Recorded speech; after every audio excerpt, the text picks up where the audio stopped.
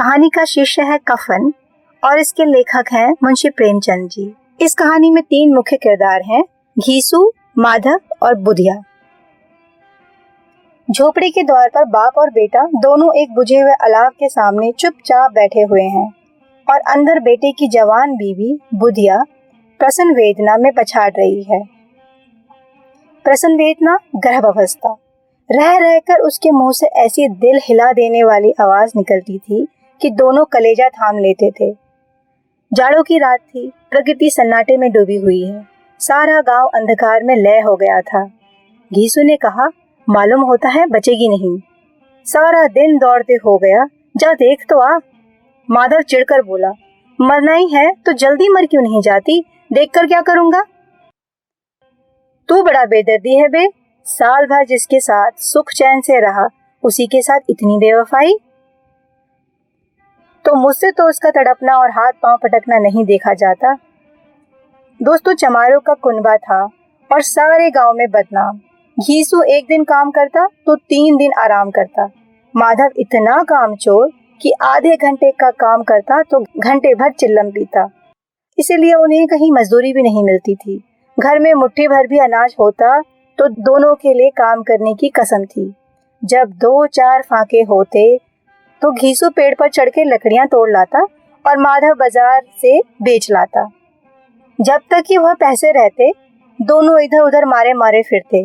गांव में काम की कमी ना थी। किसानों का गांव था, मेहनती आदमी के लिए 50 काम थे, मगर इन दोनों को उसी वक्त बुलाते जब 2 आदमियों से एक का काम पाकर भी संतोष कर लेने के सिवा और कोई चारा न होता। अगर दोनों साधु होते तो उन्हें संतोष और धैर्य के लिए संयम और नियम की बिल्कुल जरूरत ना होती। यह तो इनकी प्रकृति थी। विचित्र जीवन था इनका। घर में मिट्टी के 2-4 बर्तन के सिवा कोई और संपत्ति ना थी। फटे चीथड़ों से अपनी नग्नता को ढके हुए जीते जाते थे। संसार की चिंताओं से मुक्त, कर्ज से लदे हुए, गालियां भी खाते, मार भी खाते, मगर कोई गम नहीं। दीन इतने कि वसूली की बिल्कुल आशा ना रहते हुए भी लोग इन्हें कुछ ना कुछ कर्ज दे ही देते थे। मटर आलू की फसल में दूसरों के खेतों से मटर या आलू उखाड़ लाते और भून भान कर खा लेते, या 10-5 दिन ऊख उखाड़ लाते, ऊख मतलब कि गन्ना, और रात को चूसते। घीसू ने इसी आकाश वृत्ति से 60 साल की उम्र काट दी और माधव भी सपूत बेटे की तरह बाप ही के पद चिन्ह पर चल रहा था, बल्कि उसका नाम और भी उजागर कर रहा था। इस वक्त भी दोनों अलाव के सामने बैठकर आलू भून रहे थे, जो कि किसी खेत से खोद लाए थे। घीसू की स्त्री का तो बहुत दिन हुए देहांत हो गया था। जब से यह औरत आई थी, इसने इस खानदान में व्यवस्था की नींव डाली थी और इन दोनों बेगैरतों का दोजख भरती थी। जब से यह आई थी, यह दोनों और भी आराम तलब हो गए थे, बल्कि कुछ अकड़ने भी लगे थे। कोई कार्य करने को बुलाता तो निर्ब्याज भाव से दुगनी मजदूरी मांगते। वही औरत आज प्रसव वेदना से मर रही थी और यह दोनों इसी इंतजार में थे कि वह कब मर जाए तो आराम से सोएं। घीसू ने आलू छीलते हुए कहा, जाकर देख तो क्या दशा है उसकी, चुड़ैल का फिसाद होगा और क्या। यहाँ तो ओझा भी 1 रुपया मांगते हैं। माधव को यह भय था कि अगर वह कोठरी में गया तो घीसू आलूओं का बड़ा भाग साफ कर देगा। बोला, मुझे वहां जाते डर लगता है। डर किस बात का वे, मैं तो यहाँ ही हूँ, तो तुम ही जाकर देख लो ना। मेरी औरत जब मरी थी तो मैं 3 दिन तक उसके पास से हिला ना था, और फिर मुझसे लजाएगी भी तो। जिसका कभी मुंह ना देखा, आज उसका उधड़ा हुआ बदन कैसे देखूं। उसे तन की सुध भी तो ना होगी। मुझे देख लेगी तो खुलकर हाथ पांव भी नहीं पटक सकेगी। मैं सोचता हूँ कोई बाल बच्चा हुआ तो क्या होगा। सौंठ, गुड़, तेल कुछ भी तो नहीं है घर में। सब कुछ हो जाएगा, भगवान दे दे तो। जो लोग अभी 1 पैसा नहीं दे रहे, वे ही कल बुला बुला कर पैसे देंगे।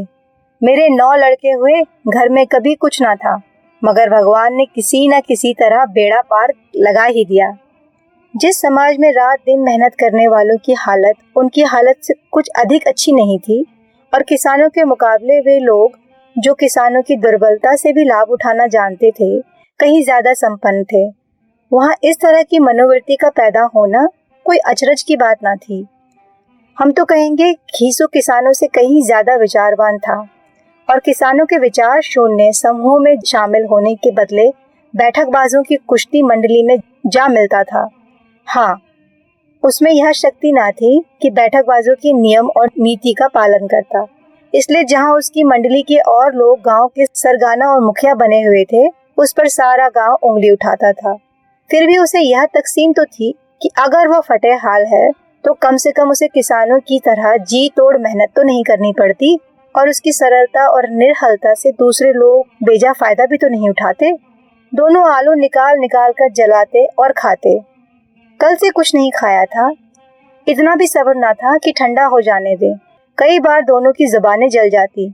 छिल जाने पर आलू का बाहरी हिस्सा जुबान, हलक और तालू को जला देता था और उस अंगारे को मुंह में रखने से ज्यादा खैरियत थी कि उसी समय वो अंदर पहुंच जाए। वहां उसे ठंडा करने के लिए काफी समय ना था, इसलिए दोनों जल्दी जल्दी निकल जाते। हालांकि इस कोशिश में उनकी आंखों से आंसू निकल आते। घीसू को उस वक्त ठाकुर की बारात याद आ गई जिसमें 20 साल पहले वो गया था। उस दावत में उसे जो तृप्ति मिली थी वह उसके जीवन में एक याद रखने लायक बात थी और आज भी उसकी याद ताजी थी। बोला वह भोज नहीं भूलता। तब से उस तरह का खाना और भर पेट नहीं मिला। लड़की वालों ने सबको भर पेट पूड़ियां खिलाई, सबको, छोटे बड़े सब ने पूड़ियां खाई। असली घी की, चटनी, रायता, 3 तरह के सूखे साग, एक रसेदार तरकारी, दही, चटनी, मिठाई। अब क्या बताऊं कि उस भोज में क्या स्वाद मिला। कोई रोक टोक ना थी, जो चीज चाहो मांगो, जितना चाहो खाओ।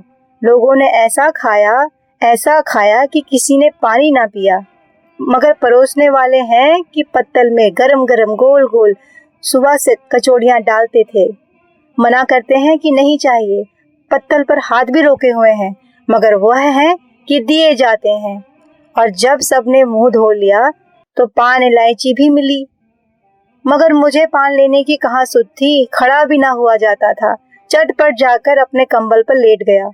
ऐसा दिल दरियाव ठाकुर था कि क्या बताऊं। माधव ने इन पदार्थों का मन ही मन मजा लेते हुए कहा, अब हमें कोई ऐसा भोज नहीं खिलाता। अब कोई क्या खिलाएगा, वह जमाना दूसरा था। अब तो सबको किफायत सोचती है। शादी ब्याह में भी खर्च कम करो, क्रियाक्रम में भी खर्च कम करो। पूछो गरीबों का माल बटोर कर कहाँ जाओगे। बटोरने में तो कोई कमी नहीं, हाँ खर्च में किफायत सोचती है। तुमने एक 20 पूड़ियां खाई होंगी, 20 से ज्यादा खाई थी। मैं होता तो 50 खा जाता, 50 से कम तो मैंने भी ना खाई होंगी। अच्छा पक्का था, तू तो मेरा आधा भी नहीं है। आलू खाकर दोनों ने पानी पिया और वहीं अलाव के सामने अपनी धोती ओढ़कर पांव पेट में डाले सो गए, जैसे 2 बड़े बड़े अजगर गेंडलियां मारे पड़े हों। और बुधिया अभी तक करा रही थी। सवेरे माधव ने कोठरी में जाकर देखा तो स्त्री ठंडी हो गई थी। उसके मुंह पर मक्खियां बिनक रही थी, पथराई हुई आंखें ऊपर टंगी हुई थी, सारी देह धूल से लथपथ हो रही थी। उसके पेट में बच्चा मर गया था। माधव भागा भागा घीसू के पास आया, फिर दोनों जोर जोर से हाय हाय करने और छाती पीटने लगे। पड़ोस वालों ने यह रोना धोना सुना तो दौड़े हुए आए और पुरानी मर्यादा के अनुसार इन अभागों को समझाने लगे, मगर ज्यादा रोने पीटने का अवसर ना था। कफन की और लकड़ी की फिक्र भी तो करनी थी। घर में तो पैसा इस तरह गायब था जैसे चील के घोंसले से मांस। बाप बेटे रोते हुए गांव के जमींदार के पास गए। वह इन दोनों की सूरतों से नफरत करते थे। कई बार इन्हें अपने हाथों से पीट चुके थे, चोरी करने के लिए, वादे पर काम न करने के लिए। पूछा, क्या है बे घिसुआ, रोता क्यों है? अब तो तू कहीं दिखलाई भी नहीं देता, मालूम होता है इस गांव में रहना ही नहीं चाहता।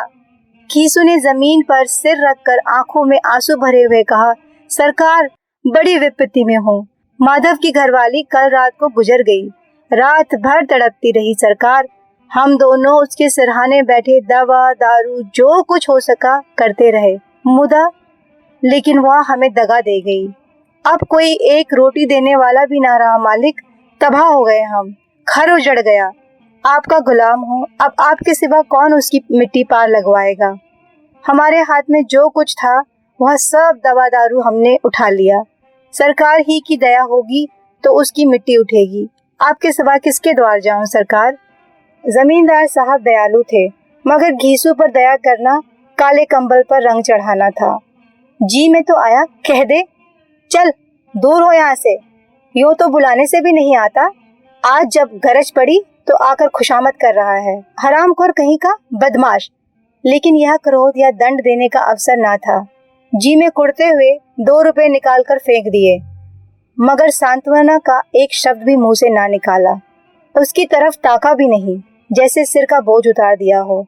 जब जमींदार साहब ने 2 रुपए दिए तो गांव के बनिए और महाजनों को भी इनकार करने का साहस न होता। घीसू जमींदार के नाम का ढिंडोरा पीटना खूब जानता था। किसी ने 2 आने दिए, किसी ने 4 आने। 1 घंटे में घीसू के पास 5 रुपए की अच्छी खासी रकम जमा हो गई। कहीं से अनाज मिल गया था, कहीं से लकड़ी, और दोपहर को घीसू और माधव बाजार में कफन लेने चले गए। इधर लोग बांझ वास काटने लगे। गांव की नरम दिल स्त्रियां आ आकर लाश देखती और उसकी बेकसी पर 2 बूंद आंसू के गिराकर चली जाती। बाजार में जाके घीसू बोला, लकड़ी तो उससे जलाने भर को मिल गई है, क्यों माधव। माधव बोला, हाँ लकड़ी तो बहुत है, बस अब कफन चाहिए। तो चलो कोई हल्का सा कफन ले लें। हाँ और क्या, लाश उठते उठते रात हो जाएगी और रात को कौन कफन देखेगा। कैसा बुरा रिवाज है, जिसे जीते जी तन ढांपने को चीरड़ा ना मिला, उसे मरने के लिए नया कफन चाहिए। कफन लाश के साथ ही तो जल जाती है। और क्या रखा है इस कफन में, यही 5 रुपए पहले मिले होते तो कुछ दवा दारू कर लेते। दोनों एक दूसरे की मन की बात ताड़ रहे थे। बाजार में इधर उधर घूमते रहे, कभी इस बजाज की दुकान पर तो कभी उस बजाज की दुकान पर। तरह तरह के कपड़े, रेशमी और सूती देखे, मगर कुछ जचा नहीं। यहाँ तक कि शाम हो गई। तब दोनों ना जाने किस दैव्य प्रेरणा से एक मधुशाला के सामने जा पहुंचे और जैसे किसी पूर्व निश्चित व्यवस्था से अंदर चले गए। वहां जरा देर तक दोनों असमंजस में खड़े रहे। फिर घीसू ने गद्दी के सामने जाकर कहा, साहू जी 1 बोतल हमें भी दे दो। उसके बाद कुछ चिखौना आया, तली हुई मछली आई और दोनों बरामदे में बैठकर शांतिपूर्वक पीने लगे।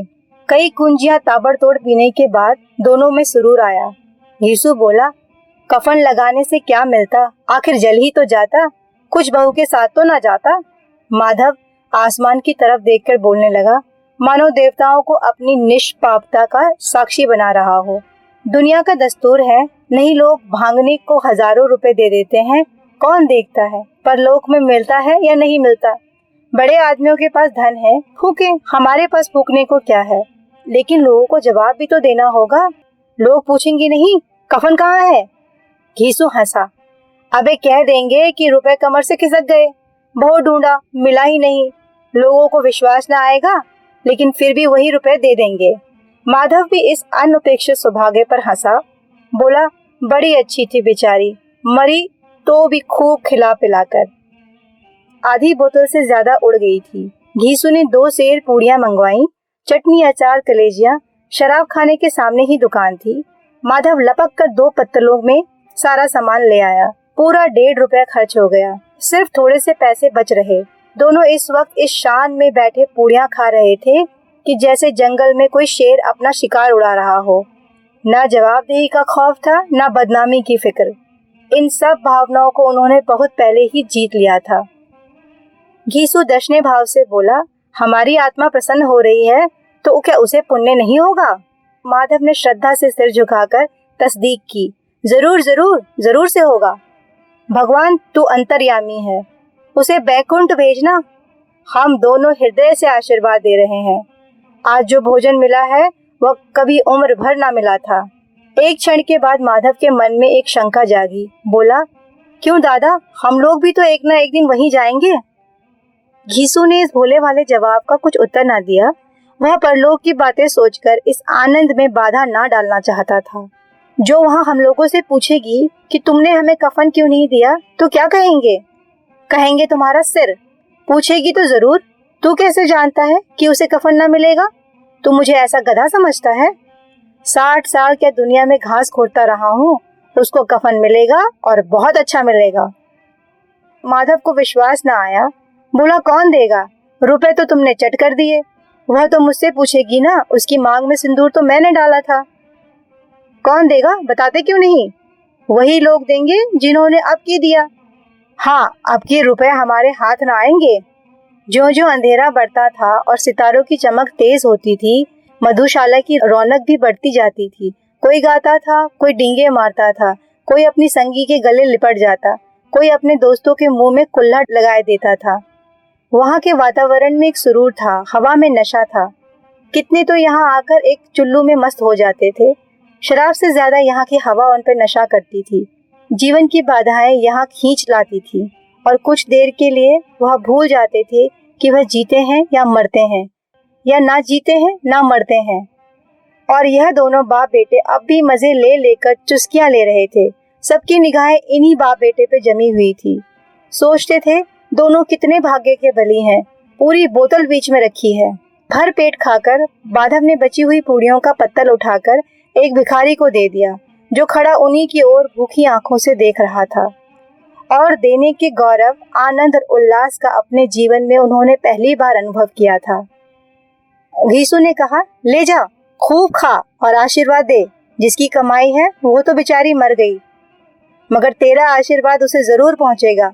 रुए रुए से आशीर्वाद दो, बड़ी गाढ़ी कमाई के पैसे हैं। माधव ने फिर आसमान की तरफ देखकर कहा, वह बैकुंठ में जाएगी दादा, बैकुंठ की रानी बनेगी। घीसू खड़ा हो गया और जैसे उल्लास की लहरों में तैरता हुआ बोला, हाँ बेटा, बैकुंठ जाएगी। किसी को सताया नहीं, किसी को दबाया नहीं, मरते मरते भी हमारी जिंदगी का सबसे बड़ा लालच पूरा कर गई। वह ना बैकुंठ जाएगी तो क्या मोटे मोटे लोग जाएंगे, जो गरीबों को दोनों हाथों से लूटते हैं और अपने पाप को धोने के लिए गंगा में नहाते हैं और मंदिरों में जल चढ़ाते हैं। श्रद्धालुता का यह रंग तुरंत ही बदल गया। अस्थिरता नशे की खासियत है। दुख और निराशा का दौरा हुआ। माधव बोला, मगर दादा, बेचारी ने जिंदगी में बड़ा दुख भोगा, कितना दुख झेल कर मरी है। वह आंखों पर हाथ रखकर चीखे मार मार कर रोने लगा। घीसू ने समझाया, क्यों रोता है बे? खुश हो कि वह इस माया जाल से मुक्त हो गई, जंजाल से छूट गई। बड़ी भाग्यवान थी जो इतनी जल्दी मोह माया के बंधन से मुक्त हो गई। और दोनों खड़े होकर गाने लगे, ठगनी क्यों नैना झमकावे, ठगनी क्यों नैना झमकावे, ठगनी। पियक्कड़ों की आंखें इन्हीं की ओर लगी हुई थी और यह दोनों थे कि दिली दिल में मस्त गाए जाते थे। फिर दोनों नाचने लगे, उछले भी, कूदे भी, गिरे भी, मटके भी, भाव भी बनाए, अभिनय भी किए और आखिर नशे में मदमस्त होकर वहीं गिर पड़े। धन्यवाद।